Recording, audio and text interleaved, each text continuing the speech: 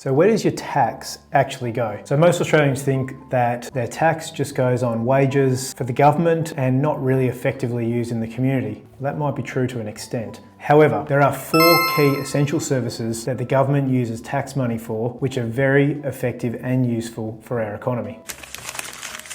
The first one is health. This is for all Australians when you need help with anything health related or have to visit hospital. This is what your Medicare levy goes towards. So when you're wondering what that 2% is, comes out of your wages each month or the end of the year, that line on your notice of assessment that says 2%, that is funding the health system in this country and keeping us all safe and healthy. The next one is social support. So think of pensions, childcare support, those type of things where Australians that are in need are able to access cash from the government to help them get by on a week-to-week, month-to-month basis. So this is where part of our money that we're paying now in tax goes toward those services in the community. The next is education. We all went to school, or we have children that are at school at the moment. The education system is paid for, that's right, by the tax dollars that are collected from your wages on a week-to-week, month-to-month, year-to-year basis. The last core area is defence. Now Trump's saying spend, spend, spend on defence. Spending more money on defence now.